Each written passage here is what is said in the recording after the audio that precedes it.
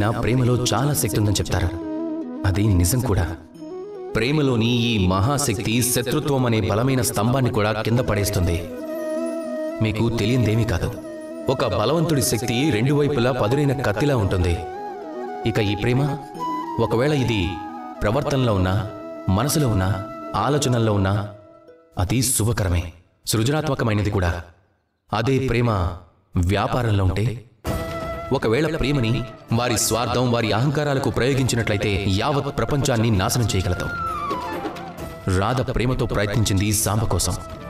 కానీ సాంబ మాత్రం ఆ ప్రేమతో వ్యాపారం చేసి తన స్వార్థ అహంకారాలకు ఉపయోగించుకున్నాడు. ఫలితంగా హాని జరిగింది సాంబకి కాదు, ప్రేమకి మాత్రమే. అందువల్ల మనసులో ప్రేమను పెంచుకోవడం మంచిదే, ప్రవర్తనలో ప్రేమను పెంచుకోవడం మంచిదే.